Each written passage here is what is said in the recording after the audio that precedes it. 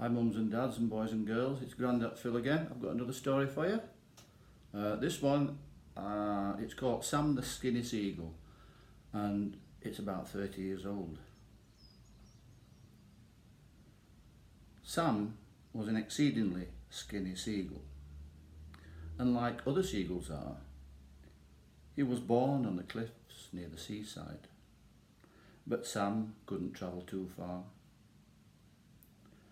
From the cliffs to the sea and back again was his usual daily flight, but Sam was too weak to fly high in the sky and do tricks like the other gulls might. He ate crabs for breakfast, he had mussels for tea, but he was bored with his seafood platter. And oh, how he wished for a tastier dish of some food that would make him fatter. One day, where he perched and the cold winds blew, he overheard other gulls say they had found a place that wriggled with food, though it sounded a long way away. This food must be good, thought Sam. Those gulls are bigger than I. Where is it? He squawked, but they had flown way, way up in the sky. He thought of his dish, which consisted of fish. Quite nice if you like the stuff, though every day in the same old way just didn't make him strong enough.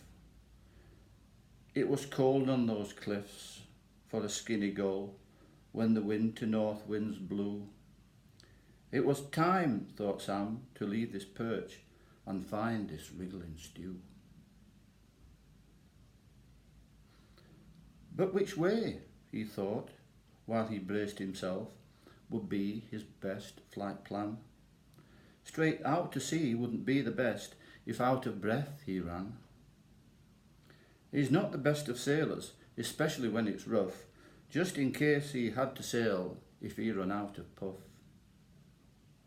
Besides, at sea there are too many fish, and tired of fish was Sam, so into land would be his route. I'm off, he said, I am. Sam plucked up some courage and jumped on the wind where the stronger gulls play. Turning his wings away from the gale, it helped push him on his way. I'll be back, he shouted to the other gulls, and stronger than I am now. I'm going to find that wriggling food. But really, he didn't know how. Soon his flight was easier. The winds had settled down, and way below Sam could see the houses of the town. I'll inquire down there, said Sam. Surely someone must know if this could be the feeding place where the stronger seagulls go. He first met a crow, but he didn't know where the land was that wriggled and wriggled. Are you sure? Asked Sam. Of course I am, replied the crow, who repeatedly giggled. He then met a horse, but horses, of course, eat grass, and that doesn't wriggle. And he didn't know which way Sam should go, swatting flies with his tail and a wiggle. Poor Sam's tired wings couldn't muster a flap after travelling all of that way. I've had it, said Sam, landing up in a tree. I'll make this my overnight stay. But Sam was too restless. He just couldn't sleep. It was the first time he'd been in a tree. So hungry he was, and oh, how he wished he was pulling a crab from the sea. But he'd come all this way, and he wouldn't give up. He'd promised them back on the rock. His search would continue tomorrow and return to them king of the flock. Hoot, hoot, after landing in silence, completing a neck exercise. Rotating his head. Don't worry, he said. I'm only the brown owl who's wise. Do you mind? Asked Brown Owl, preening his wing. if we shared this tree tonight?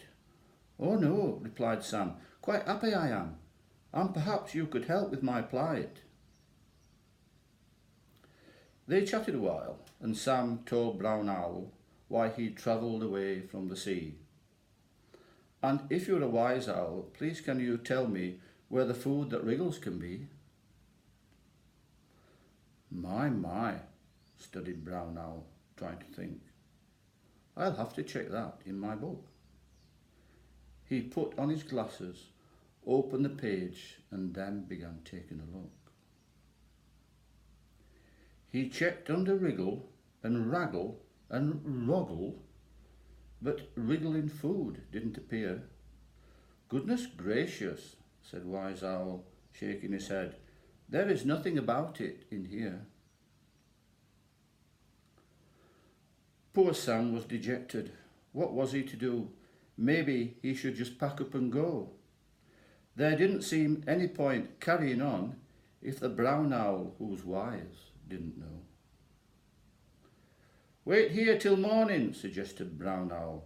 I have a good friend who's a lark.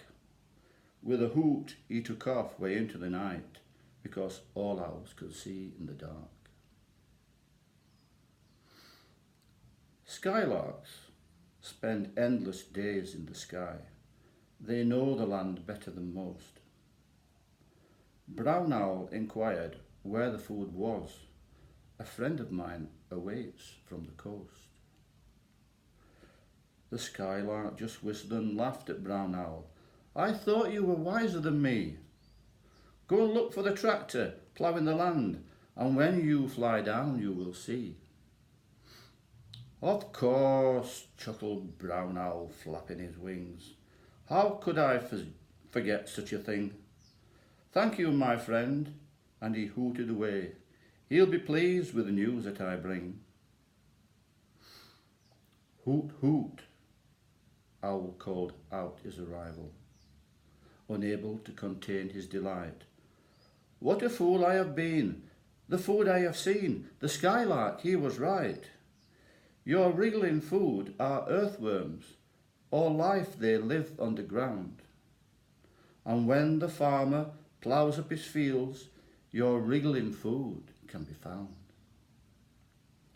Excitedly, Sam fluffed up his wings and asked, have we far to go? Follow me, hooted Brown Owl, just over the hill and down in the valley below. From the sky, Sam could see the tractor ploughing up the land. Behind it followed closely the screaming seagull band. Oh, thank you, my friend, squawked Sam. I couldn't have done it alone. But when he turned to look for Brown Owl, way into the sky he had flown. After the farmer had ploughed up his land, it was like eating from a plate. The tastier dish he caught easier than fish. Sam ate and ate and ate. During the weeks that followed, Sam became so strong. The time had come to journey home, where all seagulls belong. On his way home, Sam did the tricks he never attempted before. There was pride in his flying. He soared through the air. He wasn't afraid anymore. On the cliffs they saw him coming, a most graceful bird, and so high. No one knew this gull that flew, so skillful, the best in the sky. I'll show them a thing. Sam flew on one wing, then swiftly a vertical climb. He looped the loop, dived in the sea, and caught a fish every time. They cheered and cheered at this stranger, but still didn't know it was Sam. Have you forgotten, he asked after perching, have you forgotten who I am? I was Sam the Skinny Seagull when I left you to explore. Though as you can see, Sam Seagull, that's me, but Skinny, nevermore. I hope you like that. See you next time. Bye-bye.